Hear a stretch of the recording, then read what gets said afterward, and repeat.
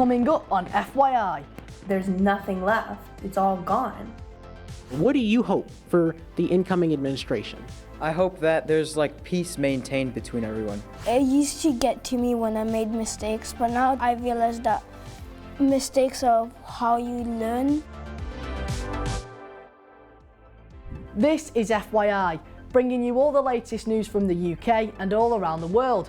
First, the devastating wildfires tearing through the city of Los Angeles in the USA have continued to dominate the news. Areas of LA have been completely destroyed by some of the worst fires the state of California has ever seen. The first fire broke out last week in a neighborhood called the Pacific Palisades. It's an area in LA where famous Hollywood celebrities live, and many have lost their multi-million-dollar homes in the blaze. Because of extremely strong winds and dry conditions, several more wildfires broke out in other parts of the city, affecting many other neighborhoods too. Despite thousands of firefighters trying to tackle the fires, they have struggled to contain them, and strong winds this week have made their jobs even harder. Tens of thousands of residents have had to evacuate their homes and find shelter elsewhere.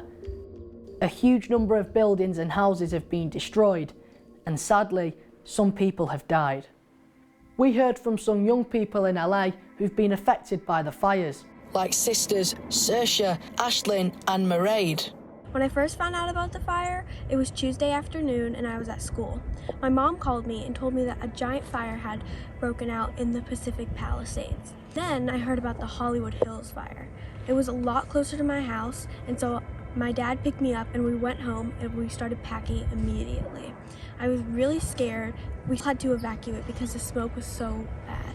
So my friends in Northern California, they took us in, and we've just been here until then. We had to evacuate. We had to pack up very quickly because we didn't know how close or how soon the fire would reach us. It was a very scary experience, and I really thought that there was a chance that I wouldn't have a house to come back to. We were very, very thankful when our friends in Northern California offered us a place to stay. It was very scary at my friend Estelle's house because I saw the flames at the window. While some of the fires were contained, others have destroyed entire neighborhoods.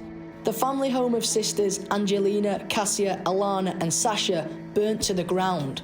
We haven't been able to see it in person, so the emotions haven't really set in that it's real. It's really surreal and hard to believe. It's still kind of a shock. I'm sad because we don't have a home.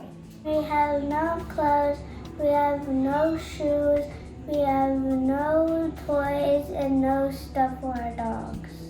I feel sad because a lot of the important stuff that I really liked is gone and I can't take it back. I'm just so sad that everything from my childhood is gone. Family heirlooms and not even materialistic stuff, but sentimental pieces I'm sad about because it's just so hard to believe that there's nothing left. It's all gone. Everybody's been affected. Our schools have burnt down. This is just a huge, horrific event. As so many people's lives are destroyed and they have no houses and people's lives are changing. Community groups have set up relief areas across the city, with people donating water, food and clothes to those who have lost everything in the fires. Fire investigators are still trying to work out how the fires started. Lightning is often a common cause of wildfires in California, but that has been ruled out. Whatever the cause, some scientists have said that because climate change is creating hotter and drier conditions, it means the impact and intensity of wildfires is getting worse. Just this week, research from climate experts across the world showed that 2024 was the hottest year on record. Known as the Paris Agreement, 10 years ago, world leaders promised to stop the Earth's temperature rising by 1.5 degrees Celsius, but average global temperatures have now exceeded that limit. Last year, the world was on average 1.6 degrees hotter than during pre-industrial times, before humans started burning large amounts of fossil fuels like oil and coal. Scientists say that the Earth's temperature rising above the 1.5 degree limit could cause more frequent and dangerous extreme weather like we've been seeing in California. Environmentalists are worried about the USA's soon-to-be new president, Donald Trump, who has called climate change a hoax. He is also expected to pull out of the Paris Climate Agreement, and as one of the most powerful countries in the world, this might have major impacts on the planet. Donald Trump returns to the White House next week, and the world is watching to see what will happen, but we want to know what young people think of him, so we've got hold of Jaden, a top young reporter in the USA, to give us more info. History is being made in the United States of America as Donald Trump is sworn in again as president. That's right, it's what's called Inauguration Day. So what does it mean? Let's break it down.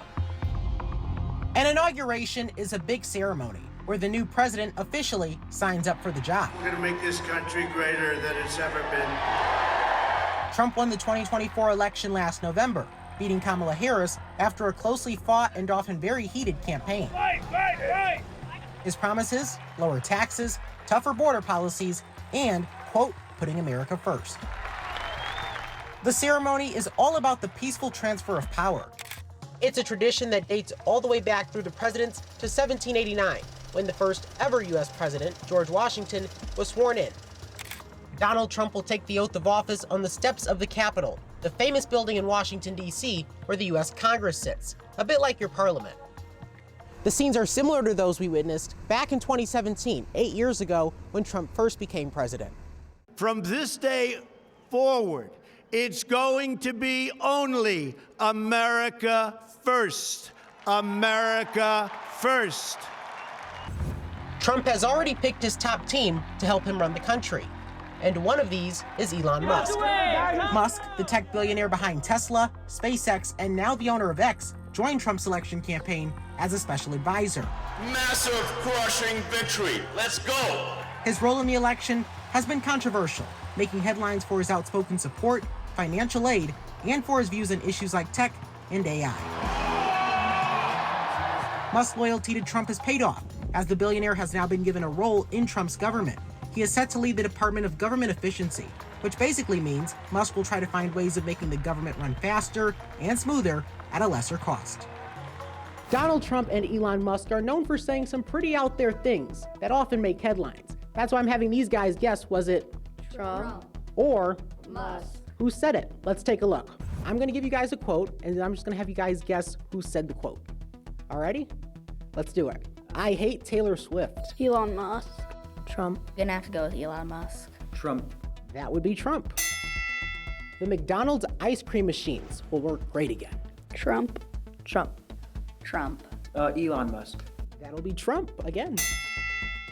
In most cases, the word homeless is a lie. Elon Musk. Trump. Trump. Trump. That would be Musk. Time to clean up this humongous mess. Trump. Trump. Elon Musk. Trump. That would be Musk. AI will be smarter than all humans combined. Elon Musk. Elon Musk. Elon Musk. Elon Musk. All right for the last one. Well, they're pretty good at guessing who said what, but what are their hopes for the new US government? Equality. At least calm. That's what I hope for, really. I hope that there's peace maintained between everyone. I would hope that it works out. Will Donald Trump be able to bring the country together as he's promised? Back to you guys in the UK. Now sticking with the USA, we've seen some interesting posts being shared online with people questioning whether it's fake news or not. So we've done some digging, see what you think. We've seen claims that children could be sent in the post in the USA. Apparently, when their parcel post service began over 100 years ago, some parents chose to mail their children to other family members. But is that true? We'll let you know later in the show. Next up, we heard about an amazing young artist who recently won a prestigious award at the Royal Academy of Arts in London. Iara went to meet him and see his artistic skills in action. This is a bit of a tricky report for me to do, and that's because I've got to try and keep completely still for over an hour. Do you know what? I might need to give this 2 minutes. Whilst that might not have been the easiest post to hold, I am very excited to be here. because I'm meeting an award-winning artist and he's only 12 years old. Izan Ahmed recently won an award from the Royal Academy of Art for one of his portraits. So I feel very lucky that he's agreed to do a portrait of me, while I find out why he likes drawing and painting so much. I really liked how people can portray a moment in reality into their artworks. I know some people who think art is just art in a piece of paper, but for me it's how it captures that moment, how it captures somebody's likeness, and how it captures emotion through art. And Izan also finds it very positive for his own well-being.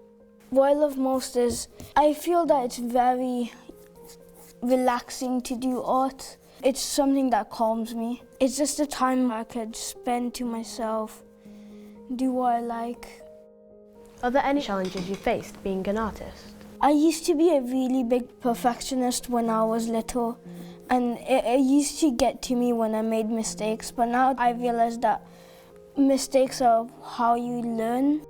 Izan's love of art started at an early age. When he was just 5 years or 6 years old, I remember it. My whole bedroom was filled up with Izan's artwork. His passion, I think, is to do better and better art every day. Izan has only been in the UK for 2 years after growing up in Bangladesh. It was his portrait of renowned poet Benjamin Zephaniah that gained Izan his recent award. It's clear the late poet's work, which often focused on race, was a big inspiration. He portrays a lot of feelings that I feel in his poems. He can actually portray something in his art, and he can portray it really well. As an immigrant, and it's only been 2 or 3 years since I've came here, it's been a big part of me that the British society is very diverse. I've realized that I also want to portray different parts of society and the hardships that our society face. Izan's teachers think this amazing artist is a talent we could all end up talking about. I've never actually witnessed a student of his age have this much calibre and this much skill. I'm so proud of him. The whole school's really proud of him. And finally, it's time for the big reveal. Oh my God, it looks really nice. Thank you. Thank you so much.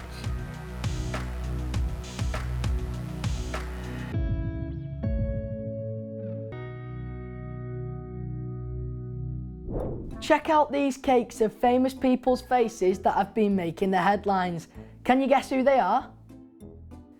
Here's TV presenters Ant and Dec.